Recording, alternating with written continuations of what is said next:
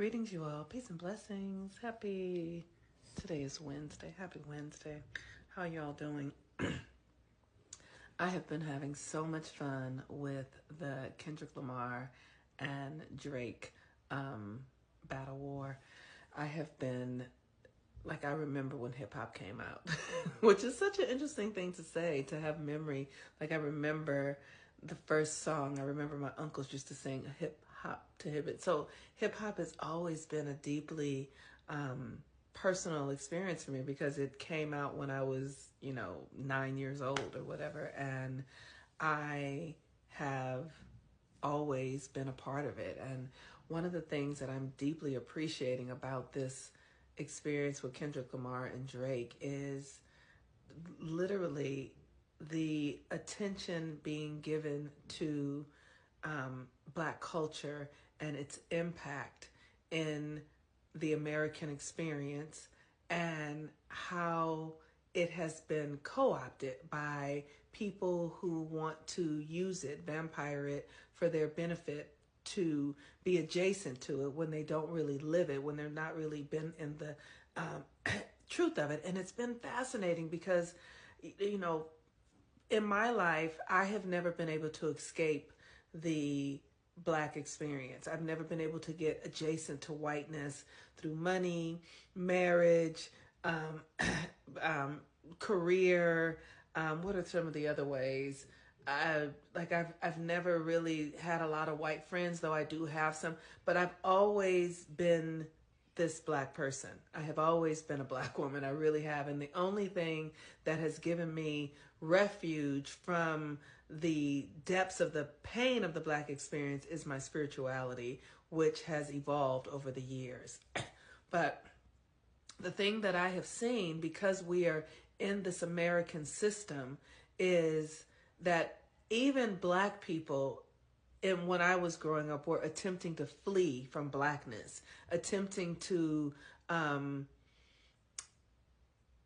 escape the meaning of Blackness, the experience of Blackness. And that looked like, straightening our hair so that you could get a job. Because if you didn't have your hair straightened or permed, you were not an example of whiteness, or you were not submissive to whiteness, is what I'll say.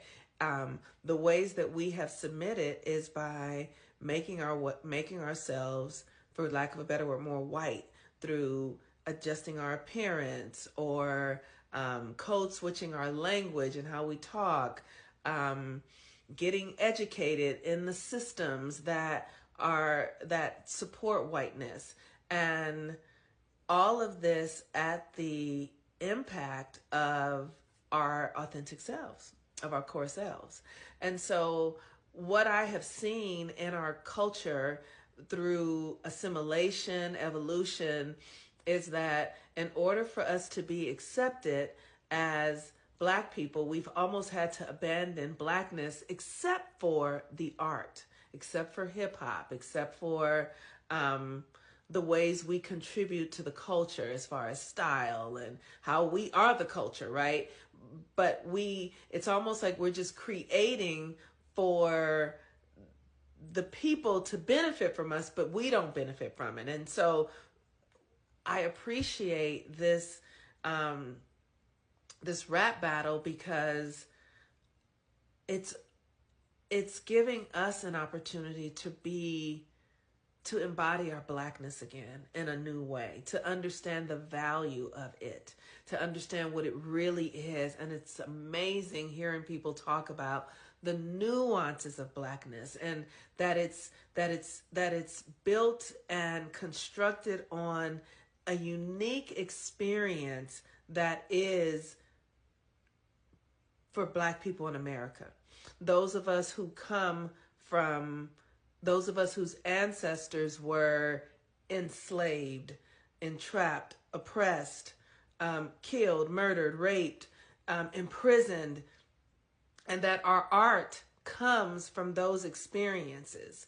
And when people haven't lived, when they haven't gotten our experience in their blood and bones, and then they are appropriating it in ways that allow them to get adjacent to it, to get rich from it, and to even gain fame and popularity. But we see this in so many ways. We see what happens with the hair stores, Korean people who own hair stores and who monopolize the market so that people who actually do the hair, who have the hair, can't have access to the same resources in that industry. It's a very similar thing, this sort of the business that is Blackness, right? The business that is Blackness, and people who are not truly in the lived experiences are benefiting, capitalizing, and vampiring the cultural experience. And my desire is for us as Black Americans to begin to benefit from our experience. And, you know, the economy is one way, like being able to capitalize on our own creations and, you know, make money from it.